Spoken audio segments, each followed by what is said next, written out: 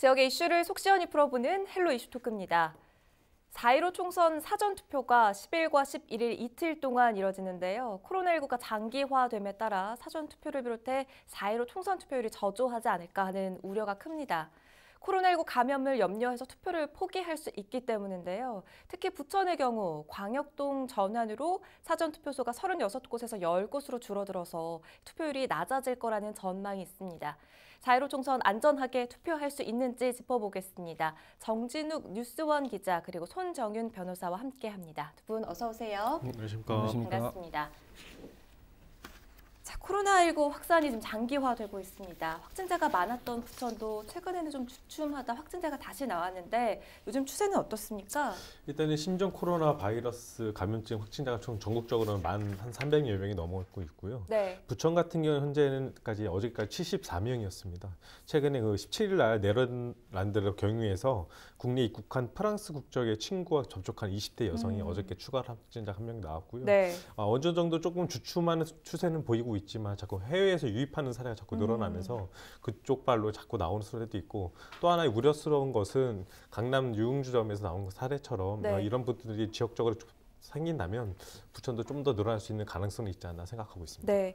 그래서 정부에서도 사회적 거리두기를 2주 연장할 정도로 확산 차단에 총력을 기울이는 목소리인데요. 당장 10일부터 사전 투표일인데 투표를 하게 되면 사람이 많이 모일 수밖에 없잖아요. 그런데 부천은 이 사전 투표소가 10곳뿐이죠. 이게 다른 곳과 비교해서 어느 정도 수준이라고 볼 수가 있을까요? 일단은 다른 인접 지역과 좀 확인해 보면 44만의 인구를 갖고 있는 김포는 사전 투표소 총 14곳입니다. 근데 부천 같은 경우는 인구는 82만이고 유권자가 71만여 명 정도 되는데 네. 부천 같은 10곳인데요. 이유는 이제 36개 동이 있었지만 지난해 이제 7월 1일자로 이제 광역동 전환책으로 돌아서면서 이제 10개로 줄어들었는데 이제 문제점 이제 사전 투표소가 이전에는 10개로 줄어들면서 유권자들이 이제 찾아가는 게 좀 멀어졌다는 거. 그렇죠. 그리고 몰릴 수 있는 한 군데 몰릴 수 있는 그런 성향, 그리고 대기 시간이 조금 늘어날 수 있지 않느냐라는 우려성이 있습니다. 자, 때문에 이 사전투표소 축소를 두고 헌법소원을 청구하겠다 이런 주장도 나오고 있어요. 사전투표소를 축소하는 거는 헌법에 있는 주민 참정권을 제한하고 평등선거에 위배된다라는 주장인데, 자, 이런 내용이 설득력이 있습니까? 일부 그 주장의 타당성이 인정이 될 수 있는데요. 이게 사전투표제가 이제 동이 10개 동으로 줄어들어서 네. 원활한 투표를 못하게 되고 투표율이 떨어진다면 그 참정권 차원, 즉 국민들 입장에서는 선거할 수 있는 권리가 일부 축소될 수 있고, 네. 후보 입장에서는 피선거권, 즉 공무단위권이 일부 사실상 제한받는다라고 볼 수 있고요. 네. 기타 다른 선거구 투표소에 비해서 이렇게 투표율이 줄어들고 한다면 평등권에 반할 수 있다라는 취지에서 이런 헌법소원 논의가 있는 것으로 알고 있습니다. 네. 그러니까 광역동 한 곳씩 이렇게 설치가 됐다고 하는데 법적으로 사전투표소가 어떻게 정해지는지 그 기준이 궁금해요. 부천 선관위 이거 좀 지나치게 보수적으로 접근한 게 아니냐 이런 지적도 나오고 있는데 이 부분은 어떻게 보십니까? 예, 공직선거법 148조에 의하면 그 읍면동에 각 1개소씩 투표소를 설치하도록 되어 있고, 네. 사전투표소도 마찬가지로 동 단위로 설치하도록 되어 있습니다. 그렇다면 부천시 같은 경우 광역동이라고 해서 10개 동으로 줄어들어서 동 단위로 설치하게 되면은 지난 36개 동에서 10개 동으로 축소되는 것이 됩니다. 그래서 이 시민 편의, 행정 효율성을 위해서 네. 광역동 시스템이 도입이 됐는데, 선거 관점에서는 이게 과도기적인 것인데 이걸 형식적으로 봐가지고 동 단위로 10개로 축소한다는 것은 그 투표권의 어떤 제한 문제가 발생할 수 있기 때문에 중앙선거위에서는 좀 자율적으로 기존 어떤 동 단위로의 네. 사전투표 제도를 유지할 수도 있다라고 재량을 부여했음에도 불구하고 부천시 선관위에서 그 각 정당의 의견을 받아서는 결국 10개 동으로, 중간에 20개 사전투표소를 한다는 논의도 있었지만 10개로 대폭 축소되었습니다. 그래서 아마 일단 너무 148조를 형식적으로 적용한 것이 아닌가 네. 하는 이런 관점이 있습니다. 부천 선관위 입장 추후에 좀 들어볼 기회가 있을 것 같고요.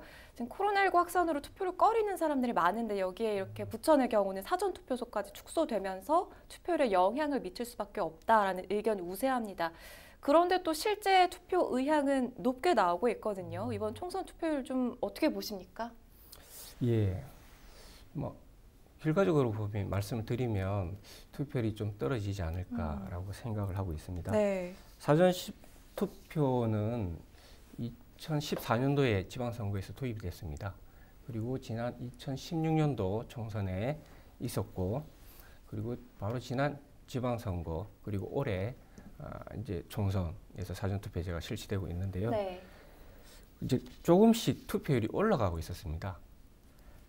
그런데 이번에 그 이슈 파이팅하는 부분들이 좀 떨어지고, 게다가 부천시 같은 경우에는 사전 투표소 자체가 대폭 감소되었고, 네. 게다가 지금 코로나 여파 때문에 사람들이 바깥으로 돌아다니지 못하고 있는 상황이라면 결과적으로 투표율이 예년치에 비해서는 많이 떨어지지 않을까 그렇게 예상이 되고 있습니다. 네, 어디까지나 이제 예측인데 예. 정진욱 기자도 총선 투표를 한번 예측해 볼까요? 일단 중앙선관위 여론조사에서는 한 70%로 좀 보고 있고 70%요? 근데 부천 선관위에 여쭤보니까 거기서 한 5에서 6% 정도는 총투표율이 빠진다고 했지만 부천에서는 여태까지 2018년 지선 때에는 총투표율이 55.4%였고요. 네. 17년 때는 좀 높았습니다. 77%로 나왔고 2018년 지방선거 때는 좀 58% 정도 나왔습니다. 그래서 이런 것들 추세를 볼 때 한 50%에서 60% 사이가 되지 않을까라는 생각 전망을 하고 있는데 일단은 아까 변호사께서 말씀하신 것처럼 지역의 이슈에 대한 그 후보들 간의 이슈에 대한 부분이 약간 조금 떨어진 부분도 있고요. 네. 또 코로나 영향이 있기 때문에 이번 총선 투표율이 어떻게 나올지는 아무래도 한 50% 중후반 아니면 60%까지 올라갈 수 있지 않을까 생각하고 있습니다. 지켜봐야겠죠. 지금 코로나19 감염 우려와 사전투표소 축소로 투표율 하락을 우려하는 목소리가 큰데요. 부천 선관위는 최대한 주민들의 편의를 위해서 넓은 공간에 대규모로 사전투표소를 설치하겠다는 입장입니다. 부천 선관위에서 어떤 대책을 준비하고 있는지 들어보죠. 부천 선관위 김남일 계장과 전화 연결돼 있습니다. 계장님 안녕하십니까? 네, 안녕하십니까. 부천 선관위 김남일입니다. 반갑습니다. 자, 지금 투표소가 축소가 됐어요. 관련해서 헌법 소원을 청구하겠다라는 주장까지 제기가 되고 있는데 실제 전문가들도 이게 좀 선관위가 지나치게 보수적으로 해석한 거 아니냐 이런 입장이거든요. 어떻게 보십니까? 주민 참정권을 방해했다는 일부 지적이 있는 것으로 알고 있는데요. 사전투표는 2014년도에 지방선거 시 최초 도입된 제도입니다. 도입 취지는 선거일에 투표소에 갈 수 없는 사람에게 투표 참여를 기회를 주고자 실시한 제도인데 부천시 경우 10개 광역적으로 통합되어 불가피하게 사전투표소가 감소한 것이고 그로 인해서 유권자의 불편이 예상되는 것은 사실이지만 선거일에 집 근처에서 가까운 곳에 설치된 관내 179개 투표소에서 투표가 가능한 점으로 볼 때 주민의 참정권을 방해했다는 지적에 대해서는 동의하기 어렵습니다. 그러니까 무엇보다 투표소가 줄다 보니까 사전 투표소가 줄다 보니까 접근성이 떨어지고 또 사람들이 몰리게 되면 혼잡해지는 게 아니냐 이런 우려가 있는 건데요. 그러니까 이런 부분에 대해서 어떤 대책을 갖고 계십니까? 사전투표소를 이제 기존 36개소에서 이제 10개소로 운영하는 경우로 이제 유권자의 불편이 예상되는 것은 사실입니다. 이에 대한 이제 우리 선관위 차원에서 대비책으로는 우선 이제 동별로 사전투표소가 설치되는 장소를 최대한 넓은 장소로 이제 확보하였습니다. 그리고 이제 선거인이 몰릴 경우를 대비해서 기존 36개 사전투표소를 운영할 때 사용한 그 사전투표 운영 장비 대수를 보다 확대하여 지금 운영할 예정입니다. 그리고 이제 만약 이제 대기자 수가 이제 많을 경우를 대비해서 동별로 이제 25인승 버스 한 대씩 배치하였고, 네. 그 이외에도 이제 45인승 버스라든가 스타렉스 등 이제 비상 대기시킬 예정입니다. 그리고 이제 안내 요원도 각 사전투표소마다 6명에서 11명 정도 인원을 확대 배치하는 등 대비책을 마련하고 있습니다. 아무튼 유권자의 불편을 좀 최소화될 수 있도록 지금 노력하고 있습니다. 뭐 여러 가지 고민하고 계신 그런 흔적들이 느껴지는데요. 그러니까 예. 넓은 장소를 마련한다고 해도 많은 사람들이 한 장소에 모이게 되면 이 사회적 거리두기를 할 수 있느냐, 뭐이 부분도 좀 네. 문제 제기를 할 수 있을 것 같은데 어떻게 보십니까? 예, 사회적 거리두기는 사실 이제 너무 많은 선거인이 한꺼번에 몰릴 경우 이제 다소 어려운 점이 있습니다. 이것은 이제 뭐 사전 투표소가 이제 축소돼서 그런 부분이 아니라 어느 사전 투표소 어느 위원회나 동일한 사안인 것으로 이제 생각되는데요. 아무튼 이제 최대한 사회적 거리를 둘 수 있도록 안내요원이 잘 안내할 수 있도록 노력하겠고 유권자들도 많은 협조를 부탁드리겠습니다. 자, 지금 사전 투표소만 10곳이지 15일 투표에서는 과거 총선과 투표소가 동일하다는 설명이에요. 위치 어떻게 확인할 수 있는지 알려주시지요? 우리가 4월 15일 총선 투표 안내문하고 선관에서 발송한 투표 안내문에는 선거인이 이제 투표할 투표 장소와 약도 등이 이제 자세히 기재되어 있습니다. 투표 참여 시에 참고하시면은 많은 도움이 되겠고요. 그 중앙선관위 홈페이지나 포털 사이트에서 투표소 찾기를 검색하시면은 쉽게 투표소를 찾을 수 있습니다. 네, 투표소를 잘 확인해 보셔야겠고요. 만약에 네. 투표 당일 열이 나거나 뭐 마스크를 착용하지 않았을 경우는 뭐 어떻게 하는지 좀 그런 행동 강령들이 있을 텐데 열이 예. 난다고 투표를 안 할 수는 없잖아요. 예. 어떻게 하면 될까요? 우선 이제 투표소를 방문하는 선거인은 마스크를 이제 반드시 착용하고 투표에 임해야 된다는 것은 이제 먼저 말씀드리고 싶고요. 만약 이제 마스크를 착용하지 않았을 경우는 이제 마스크 착용을 안내하겠지만 미착용 시에는 이제 투표소마다 준비한 티슈로 입을 막고 투표에 임할 수 있도록 이제 안내할 예정입니다. 네. 또한 이제 투표소 입구에서 이제 발열 체크를 하게 되는데 열이 있는 경우에는 다른 선거인과 동선이 겹치지 않게 별도로 마련한 임시 기표소로 안내해서 투표를 무사히 마칠 수 있도록 할 것입니다. 네. 또 이번 4.15 총선에서 특이한 점, 만 18세가 처음으로 이제 투표에 참여를 하게 됩니다. 투표 주의사항, 유의사항을 좀 알려주세요. 잘 안 들려서 그런데 유의사항이요? 네, 투표할 때 유의사항을 알려주세요. 앞서 설명드린 바와 같이 이제 마스크 꼭 착용하시고 이제 신분지 지점에서 투표소 방문해 주시면 되겠는데요. 그리고 그 유의사항으로는 투표용지 이제 기표소 내에서 투표용지 촬영은 이제 금지되고 있고 기표된 이제 투표용지 촬영 시에는 이제 공직선거법 위반으로 처벌될 수 있으니까 유의하시면 되고요. 그리고 한 가지 더 말씀드리고 싶은 것은 투표소 내에서의 인증샷은 이제 허용되지 않습니다. 네. 그 이유는 투표소는 이제 질서 유지와 이제 투표소가 안정적으로 운영되어야 하기 때문인데요. 그래서 이제 투표소 밖이나 또 이름 앞에서 이제 투표 참여 인증상을 예쁘게 찍으시면 되겠습니다. 자, 말씀 잘 들었습니다. 네, 감사합니다. 네, 부천선관위 김남일 계장과 이야기 나눠봤습니다. 자, 부천선관위와 직접 이야기를 나눠봤는데 그러니까 선관위 입장은 이거예요. 사전투표소를 최대한 대규모로 설치하겠다라는 이야기인데 대규모로 해서 이 시민 불편을 해소하는 데 좀 해법이 될까요? 어떨까요? 예. 일단 현재 사회적 거리두기를 하고 있는데 대규모 설치는 오히려 사람을 한 군데 모으겠다라는 접근 방법으로 그 시민들의 이동 경로의 번잡함은 여전히 남아 있고 네. 코로나 전염 우려도 오히려 높이는 것이어서 근본적인 해결법은 아니지 않나 이런 생각입니다. 네, 정 기자는 어떻게 보십니까? 일단은 장소가 뭐 여쭤보니까 회의장이나 이런 곳이 어쨌든 밀폐된 공간인데 그것이 네. 얼마나 환기가 되고 그런 부분이 있는지 선별주소 같은 경우는 야외로 해서 그런 바이러스들이 잘 빠져나갈 수 있도록 되어 있는데 이것은 어떻게든지 좀 궁금하고 어쨌든 사람이 모이게 돼 있잖아요. 그러면 누군가 감염이 있다면 문제가 있을 수 있다고 봅니다. 그리고 또 버스를 이용해서 소송하겠다. 멀어진 사람들의 경우는 그런 얘기도 했는데 이 부분도 사회적 거리두기엔 조금 거리가 있는 이야기예요. 그러니까 그런 부분도 만약에 누군가 감염자가 탔다면 그걸 매일 소독하겠냐 그런 부분에 대해서도 상당히 우려성 좀 있고 네. 타시는 분도 불안해서 안 타실 것 같은 생각도 들고요. 맞아요. 지금 집 밖에 나가기 너무너무 두려운 요즘인데 어떻게 좀 봐야 할지 사실 국가가 비상 상황이고 또 전 세계가 지금 난립니다. 그렇다고 투표를 포기할 수는 없는데 투표율이 이런 부분 때문에 투표율이 낮게 나온다면 또 대표성에 문제가 생기지 않겠습니까? 예, 당연히 대표성 문제가 생깁니다. 네. 투표율이 떨어지면 대표성이 희석됩니다. 만약에 투표율이 30%면 실질 투표율 10% 당선되는 경우가 발생할 수 있고요. 네. 그렇다면 지역구 10명 중에 1명의 지지를 받는 대표가 나오게 됩니다. 그럼 결국 자질과 능력이 부족한 당선자가 나오게 되고 이는 정당 정치, 민주주의 위기로까지 초래하게 됩니다.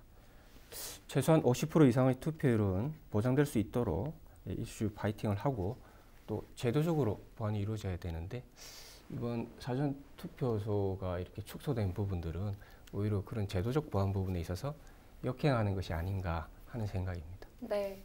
국회의원 한 명 한 명이 입법기관이다 이런 얘기도 하죠. 그만큼 많은 특권을 갖기도 하고요. 근데 실제적으로 정말 많은 분들이 국회의원이 어떤 역할을 하는지 잘 모르는 것 같아요. 원론적인 질문이긴 하지만 이 국회의원 우리 삶에 어떤 영향을 미치나요? 예, 국회의원 저희들 국민들이 살아가는 모든 영역에 있어서 국회의원들이 관여한다고 봅니다. 네. 그런데 국회의원은 국회의원이 하는 것이 아니라 사실은 국민들이 하는 겁니다.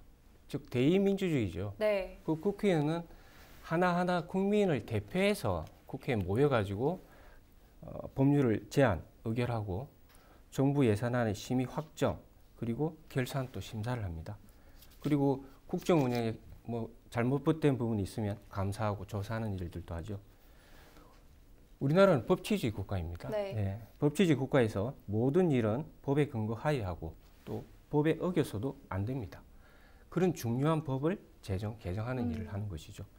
그런 중요한 일을 하는 국회의원을 선거하는 것이 국민입니다. 맞아요. 예, 그 한 표 절대로 놓쳐서는 소중하게 안 돼요. 놓쳐서는 안 될 겁니다. 맞습니다. 국회의원의 중요성, 우리 삶의 모든 부분에 영향을 미친다는 설명해 주셨는데 좀 덧붙여서 말씀해 주시죠. 어쨌든 그 지역의 주민의 대표잖아요. 그 주민의 대표로서 그 주민의 목소리를 내고 그에 대한 필요한 현안이 있다면 풀어가고 법안이 필요하면 법안을 다시 만들고 하는 그런 역할을 하게 되는데 그런 분들이 어쨌든 주민의 그 얼굴이다 보니까 네. 이런 것들에 대한 품격이 있는 정치가 좀 필요한 것 같고요. 최근에 일 터진 것도 보면 이런 것들이 약간 좀 아쉬운 부분이 있고 또 본인이 뽑히기 위해서 정말로 가능한 현실적인 그런 공약을 내세우는 것도 상당히 중요하다고 봅니다. 뭐 예를 들어서 뭐 문제가 불거졌던 차명진 후보 같은 경우는 그런 세월호 텐트 같은 그런 논란이 쌓인 것도 약간의 문제가 있다고 보고요. 또 반면에 김상희 의원 같은 경우는 경인 전철을 지하화한다고 하는데 그 재원을 어디서 마련되는지 그냥 표를 얻기 위한 그런 공약이 아닌 정말로 현실성 있는 대안이 확실히 돼 있는 그런 공약을 내세우는 것도 중요하다고 생각을 하고요. 네. 어쨌든 지역의 대표 그리고 희망을 주는 그런 국회의원이다 보니까 유권자들이 투표를 꼭 행사하셔서 그래서 그 지역의 대표를 정말 현실적으로 정말 필요한 그 인물을 내세우는 게 상당히 중요하다고 봅니다. 선거를 민주주의의 꽃이라고 하잖아요. 특히 이번 선거의 경우에는 선거 연령이 낮아졌습니다. 이렇게 되면 부천의 경우는 유권자가 얼마나 더 늘어나게 되나요? 보니까 18년도에는 총 71만 5천여 명 정도 있었거든요. 근데 이번에는 보니까 71만여 명으로 좀 줄어들었습니다. 아, 그렇군요. 그중에서 또 이제 18세 이상 이제 유권자가 늘어나게 됐죠. 그 유권자들이 그 71만 명 중에 8,232명이 되고요. 그중에 고등학교 3학년 학생은 2,514명이 되어 있습니다. 그렇군요. 지금 한 1분여의 시간이 남았는데요. 생애 첫 투표를 앞두고 막 설레는 그런 분들도 계실 것 같아요. 투표 날 놓치지 말아야 할 부분, 좀 유의해야 할 부분이 있으면 정 기자 짧게 정리를 해주시죠.